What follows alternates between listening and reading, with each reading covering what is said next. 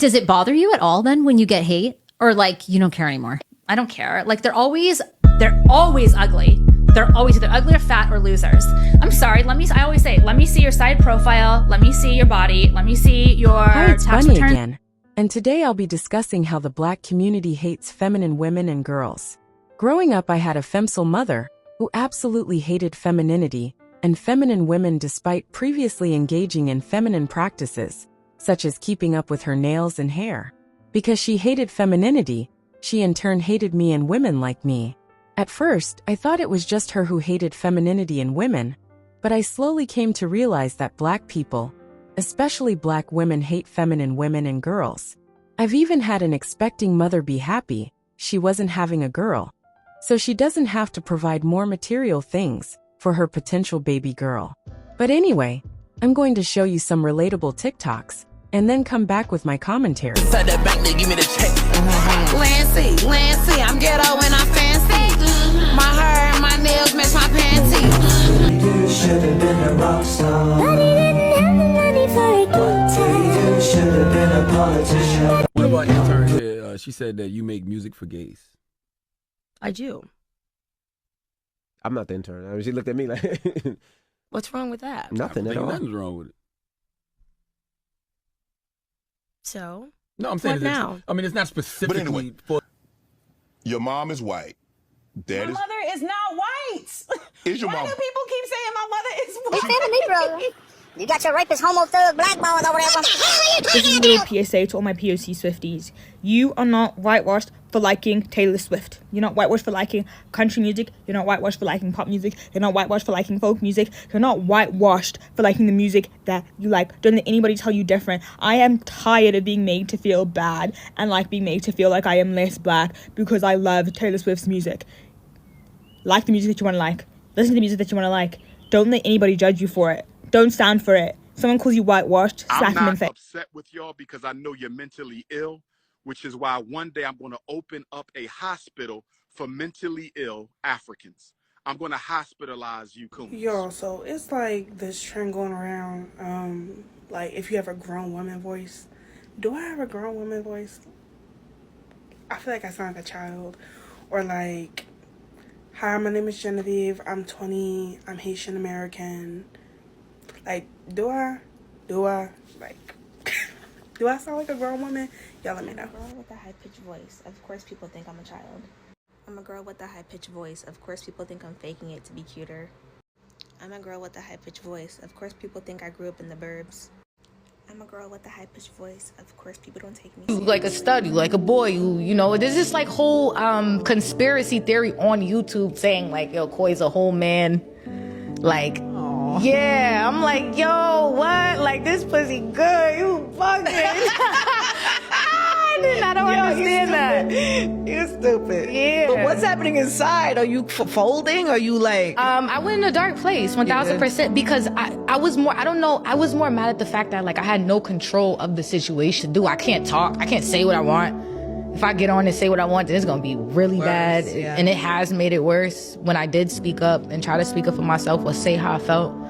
I don't know, I just felt like it was like me against the world. I always been true to myself and confident, but until I got famous and the internet became, that's when I like for once questioned who the fuck I was and what I was doing. Like, are you really good enough? Do you really sound good? Are you too skinny? Like, is your teeth too big? You know, when I came in, I didn't have braces. I had an overbite. I think people need to understand this. When you see someone very skinny, or when you see someone that has lost weight and you tell them to post what they eat in a day, you need to be aware that they don't eat that much food. You might be expecting like a lot of food, ginormous food. And this is what shocks people. When they ask me post what you eat in a day and I don't respond, or I tell them, oh, I can't post. It's because when you see what I eat, you're going to be shocked. But that's the only way to lose weight. That's the only way to actually become that skinny. And that skinny feels comfortable. It feels nice. And I'm not saying this before you people come here and drag me. I am not saying this for anyone to try to starve themselves. I'm just saying that for you to actually lose weight, you gotta just stop eating as much as you do, or sometimes you just need to skip a meal or two. Even in adulthood, you just gotta skip a meal or two. Everybody will tell you, I am naturally skinny. I am not that skinny. But being around a lot of skinny people and going to fashion school where most people are skinny, people don't eat as much as we think they do. They don't. Sense on the Slim Kim situation. The reaction people had from her skinny video is kind of crazy. She even got cancelled so hard that, she is literally banned from the TikTok creator fund. At least that's what I heard. After giving it some thought, I understand why she's cancelled. Most people follow creators that are relatable or aspirational. And I don't know in which category Slim Kim fits in, because I don't really watch her content, to be honest. But I'm assuming that a lot of her followers look like her. I'm just going to assume that the majority of her followers are women, and there may be a big chunk of these women that are Black Americans. According to my research and the type of Black women I've seen on TikTok from the US, well, there's no surprise. There's this big obesity problem. I've read somewhere that the majority of Black women in the US are obese. So I guess the only sin that Slim Kim has committed is not knowing her audience. Like, it can be seen as very unclassy and not relatable to, tell a bunch of women, I'm so skinny, I love being skinny, I would hate to be fat, to a bunch of women that might be, obese, fat. So I understand why the message was not appreciated. Whether people agree with her message or not, she said the truth. The easiest way to build privilege for everyone is weight loss. And of course, being skinny comes, at a price, but it has a lot of rewards. Body positivity is for unprivileged people. People who may lack the education to lose weight or lack the discipline. Yeah, I'm pretty sure that my comments are going to be really negative, but yeah, okay, see you soon. There is no better feeling in this world than when you see someone try to do what you do, but it's not working for them like it's working for you. What did Kim K say? They can steal the recipe, but the sauce won't taste the same. That is so damn true. You cannot reverse engineer this. It's just not possible. Honestly, I just encourage everyone to be themselves. Find your own secret sauce, because my shit clearly is not working for your shit. It's just not. I'm looking at the metrics and it's not adding up the way it's adding up over here. So, I encourage everyone to find their own secret sauce. Anyway, good luck out there, guys. Again, can't copy and paste this. So sorry. Okay, I'm back. I hope you enjoyed that. So, something I've noticed is if you have a hobby like golfing. Side note, I was very much obsessed with golf when I was younger. I even had a mini indoor golf set. But anyways, if you always wear heels or like country music, it seems more normal today to say you like country music because of people like Beyonce and Shabuzi. But for a while, liking country music was almost seen as supporting racists. You definitely were going to be accused of being whitewashed.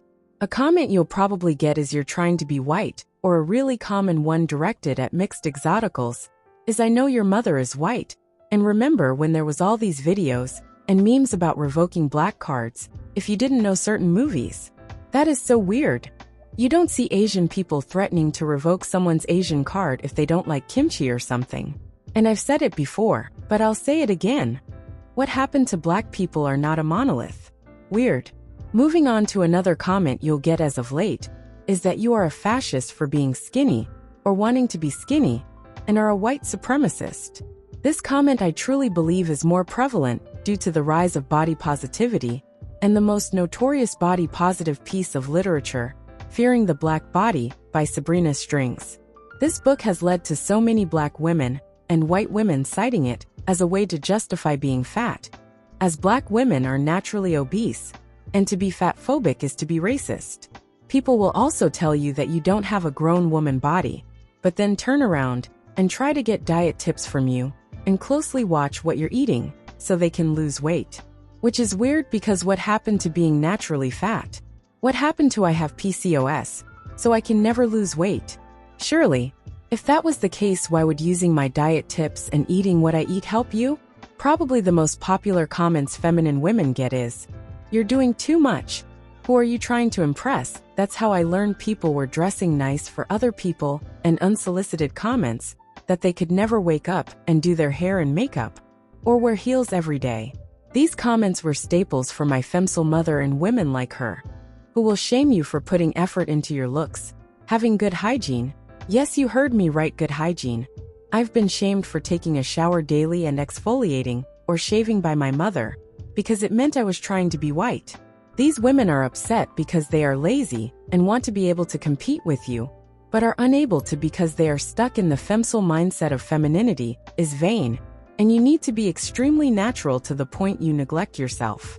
I've heard too many femcels complain they're not being picked but are sloppy-bodied, are unwashed with even more unwashed bonnets on, and have crust in their eyes. I've seen so many of them have dark rings around their necks, or have a gray complexion, because they're neglecting themselves so bad. They know to be picked or simply to be like they need to work on themselves not only externally but internally, but they won't do it because that means giving up victim status, and they believe God hates vanity, or men only like natural women, which is false. So, they bully you as a way to put you down, because they're jealous they can't express their femininity, and have to get rid of any perceived competition, aka the feminine woman. Another weird notion people have is they think you're weak, and will try to put you in situations to try and embarrass you and try you. Have you ever had a girl ask you a question in front of people, make fun of you for your answer, and then say the famous line, "I could never do X, Y, and Z"? People will also assume you're faking your voice if you have a high-pitched voice, and say you don't have a grown woman voice. They'll even go as far as sexualizing you and say you have a bedroom voice, and are trying to seduce people. Also, have you noticed a trend where unambiguous Black people will go on about grown woman bodies and voices? It's kind of like when they say straightening a kid's hair and not bumping the ends looks too grown. When did voices and hair start having ages? I find it very weird that everything is attributed to being grown, and a lot of normal things or behaviors are called grown in the unambiguous Black community. The last point I wanted to bring up is that being nice or reserved is seen as being white.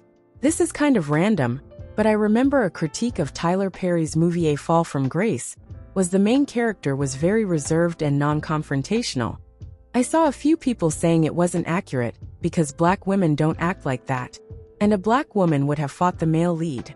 I think it's very telling of the unambiguous Black community's views on Blackness and Black women that they automatically assume that a Black woman is loud and aggressive. I've had so many Black men be so unbelievably surprised that a woman is nice that it's almost comical, but these are the same men and women who will call a feminine nice woman soft and tell her she needs to be more independent or tough. Anyways, I hope you liked this video. Comment, like, and subscribe if you liked this video. Thanks.